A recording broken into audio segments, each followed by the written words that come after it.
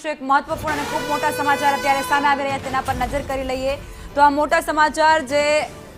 સામે આવ્યા પશ્ચિમ બંગાળમાં ફરી એકવાર ભાજપ અને ટીએમસી વચ્ચે રસાકસી ભાજપ 137 ટીએમકે 124 પર આગળ ચાલી રહ્યું છે ત્યારે અત્યાર સુધીમાં 266 બેઠકના આ પરિણામ એ રૂઝાન સ્વરૂપે સામે આવી ચૂક્યા છે જેમાં ભારતીય જનતા પાર્ટી એ આગળ છે પરંતુ ભાજપ અને ટીએમસી બંને વચ્ચે અહીં ટક્કર હોય તેવું સ્પષ્ટપણે લાગી રહ્યું છે કારણ કે ટીએમસી પણ 124 બેઠકો હાંસલ કરી ચૂકી છે 293 બેઠકો છે 266ના પરિણામ રૂઝાન સ્વરૂપે અત્યારે સામે આવ્યા છે ભાજપ અને ટીએમસી બંને વચ્ચે અત્યારે ટક્કર જોવા મળી રહી છે આ જે ટક્કરનો અત્યારે સિનારીઓ સામે આવી રહ્યો છે આંકડાકીય વિગતોમાં કિંજલ તમને શું લાગી રહ્યું છે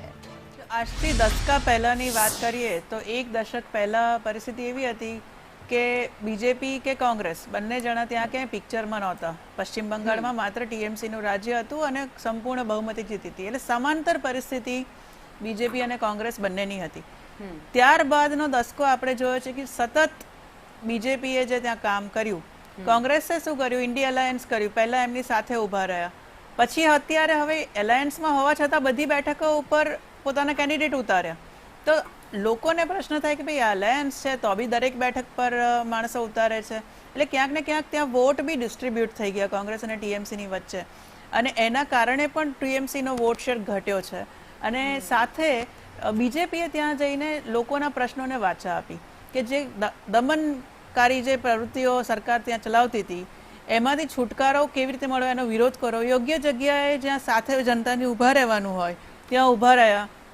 જ્યાં લોકો ડરતા હતા ત્યાં એ લોકોને વાચા આપી એમને સાંત્વના આપી પ્લસ ત્યાંના જે યુવાનો છે એ લોકોએ જોયું કે બીજા રાજ્યોમાં યુવાનોની જે પ્રગતિ થાય છે એમને જે રોજગાર મળે છે એમને જે ફેસિલિટીઝ મળે છે એ આપણા ત્યાં કેમ નથી જ્યારે મમતા બેનર્જી પોતાના ભાષણમાં જ કહે છે કે તમારે કામ કરવા જવાની ક્યાં જરૂર છે હું તમને રાશન પાણી આપું છું તમારી બધી ચિંતા કરું છું તમારે કામ કરવાની કેમ ભાઈ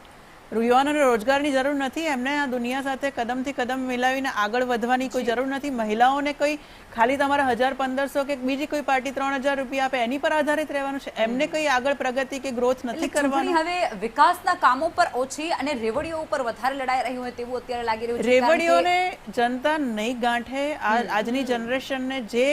પાર્ટી પ્રોમિસ આપશે કે અમે પ્રગતિ કરી શકીશું તમને વિઝન આપી શકીશું નેતૃત્વ આપી શકીશું અમારી નિયત સારી છે અમારી નીતિ સારી છે નિયત નેતૃત્વ અને નીતિ જે પાર્ટી બતાવી શકશે માત્ર એ જ પાર્ટી ચાલી શકશે આમાં પરિવર્તન બીજા રાજ્યોમાં આપણે જોઈએ છે ક્યાંક પરિવર્તન પણ આવે છે પણ જેનઝીની જે હમણાં વાત કરી એ માત્ર પરિવર્તન માટે વોટ નથી આપતી એ કોણ તમારું કામ એકદમ ઠોસ રીતે કરી શકશે કઈ સત્તા કઈ પાર્ટી તમારે જેને કહેવાય રાષ્ટ્રની વાત કરશે કોઈ એની નિયત સારી છે અમને પ્રોગ્રેસિવ ક્યાં આગળ લાગે છે અમારું ફ્યુચર આ બધા પાસાઓ જોઈ વિચારી અને જેનઝી વોટિંગ કરે છે ને જ્યારે કરે છે ત્યારે તોતિંગ કરે છે વિશ્વાસથી કરે છે જી કિંજલબેન ફરી આવીશું ફરી ચર્ચાને આગળ વધારીશું તો આ વચ્ચે એક ઉમરેઠથી